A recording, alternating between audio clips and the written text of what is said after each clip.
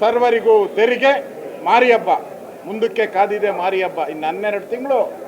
ಪ್ರತಿ ತಿಂಗಳು ಬರೆದು ಮಾಡ್ಕೊಳ್ಳಿ. ತೆರಿಗೆಗಳ ಹೊರೆಯನ್ನು ಆಗಲೇ ತಯಾರು ಮಾಡಿದ್ದಾರೆ. ಪೆಟ್ರೋಲ್ ಇರ್ಬೋದು, ಡೀಸೆಲ್ ಇರ್ಬೋದು, ಹಾಲು ಇರ್ಬೋದು, ಆಲ್ಕೋಹಾಲ್ ಅಂತೂ ಗ್ಯಾರಂಟಿ.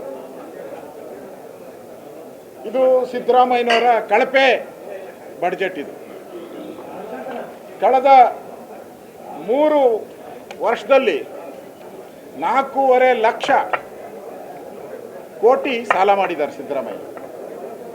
4.5 ಲಕ್ಷ ಕೋಟಿ.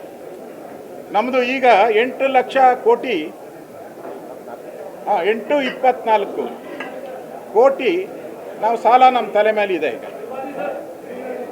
ಅದರಲ್ಲಿ ಸಿದ್ದರಾಮಯ್ಯನವರ ಪಾಲೆಷ್ಟು ಅಂದರೆ 54%. 54%. ಇನ್ನೆರಡು ವರ್ಷದ್ದು ಏನಾನ ಸೇರಿಸ್ಕೊಂಬಿಟ್ರೆ ಸಿದ್ದರಾಮಯ್ಯನವ್ರದ್ದು 60%. ಹೆಂಗೂ ಕಮಿಷನ್ 60% ಹೊಡಿತಾವ್ರೆ. ಆ ಕಮಿಷನ್ಗೆ ಕರೆಕ್ಟಾಗಿ ಇವ್ರ ಶೇರು ಸಾಲನೂ ಕೂಡ ಇದೆ. ಅಂದರೆ ಸಾಲ ಮಾಡಿ ಸರ್ಕಾರ ನಡ್ಸೋಕ್ಕೆ ನೀ ಹಾಕ್ಬೇಕಪ್ಪ ಸಿದ್ದರಾಮಯ್ಯ, ನೀ ಹಾಕ್ಬೇಕು. ಯಾರೋ ಸಾಮಾನ್ಯ ಜನ ರೋಡಾಗಿರೋನು ಕೂಡ ಸಾಲ ಮಾಡಿ ತರಕಾರಿ ವ್ಯಾಪಾರ ಮಾಡೋನು ಕೂಡ ಮಾಡ್ತಾರೆ. ನೀನು ಏನೋ ಸ್ಪೆಷಲ್ಲು ನಾನು ಆದಾಯ ಮಾಡ್ತೀನಿ.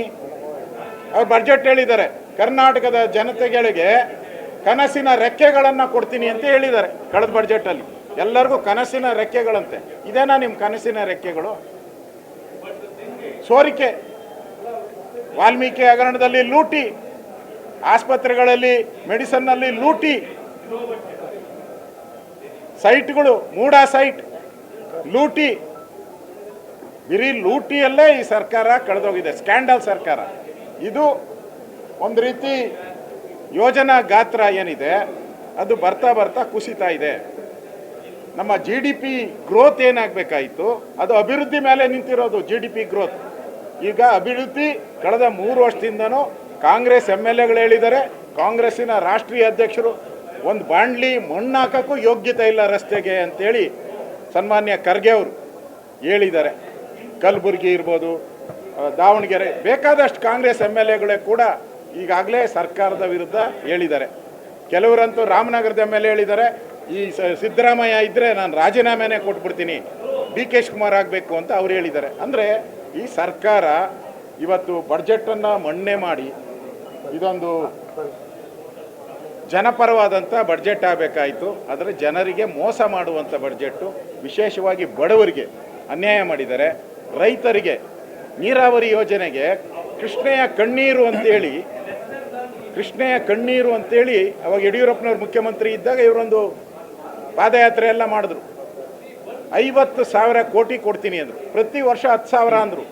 ಈಗ ಇಡೀ ಬಡ್ಜೆಟ್ಟಲ್ಲಿ ಕಾವೇರಿ, ತುಂಗೆ ಎಲ್ಲದಕ್ಕೂ ಸೇರಿ ಕೃಷ್ಣ ಎಲ್ಲ 8,000 ಕೋಟಿಯನ್ನು ಇಟ್ಟಿದ್ದಾರೆ. ನೀರಾವರಿಗೆ 8,000 ಕೋಟಿ. ಯಾಕೆ? DK ಶಿವಕುಮಾರ್ ನೀರಾವರಿ ಖಾತೆ ಇದ್ದಾರೆ ಅಂತನಾ, ಅಥವಾ ನೀರಾವರಿಗೆ ಅನ್ಯಾಯ ಮಾಡಬೇಕು ಅಂತ? ಉತ್ತರ ಕರ್ನಾಟಕಕ್ಕೆ ಗೋವಿಂದರಾವ್ ವರದಿ ಬಂತು, 43,000 ಕೋಟಿ ಇಡಬೇಕು ಅಂತ ಗೋವಿಂದರಾವ್ ವರದಿಯಲ್ಲಿ ಹೇಳಿದ್ದಾರೆ.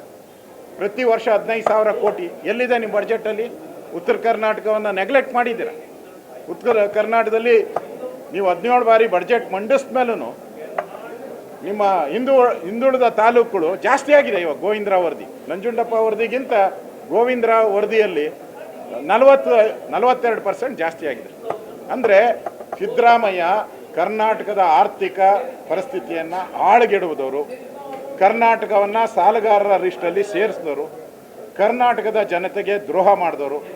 ಅದಕ್ಕೋಸ್ಕರ ಇವತ್ತು ಚೊಂಬಿನ ಮೆರವಣಿಗೆಯನ್ನು ನಾವು, ನಮ್ಮ ಅಧ್ಯಕ್ಷರು, ನಮ್ಮೆಲ್ಲ ಮುಖಂಡರು ನಾವು ಮಾಡಿದ್ದೀರಿ.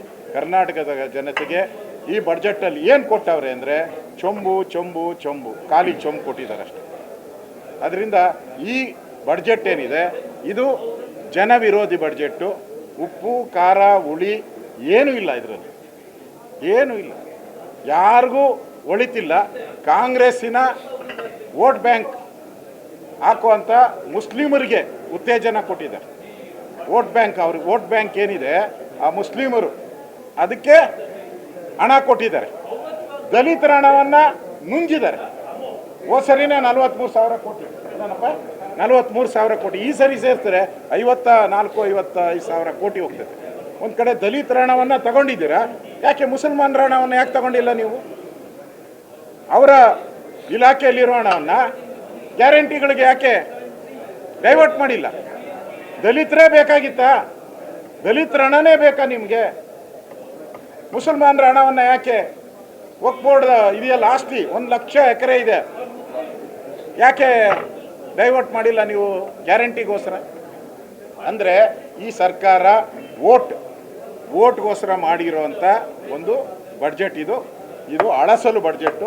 ಇದನ್ನು ನಾವು ತಿರಸ್ಕಾರ ಮಾಡಿದ್ದೀರಿ. ರಾಜ್ಯದ ಜನತೆ ಮುಂದೆ ಈ ಬಡ್ಜೆಟ್ ಇಟ್ಕೊಂಡು ನಾವು ಜನಗಳ ಮುಂದೆ ಹೋಗ್ತೀರಿ. ಈ ಸರ್ಕಾರವನ್ನು ಕಿತ್ತೊಗೆಯುವಂಥ ಕೆಲಸವನ್ನು ನಾವು, ನಮ್ಮ ಅಧ್ಯಕ್ಷರು, ನಮ್ಮೆಲ್ಲ MLAಗಳು ನಾವು ಹೋರಾಟವನ್ನು ಮುಂದುವರಿಸ್ತೀರಿ. ಈ ಸರ್ಕಾರ ತೊಲಗಬೇಕು, ಲೂಟಿಕೋರ ಸರ್ಕಾರ.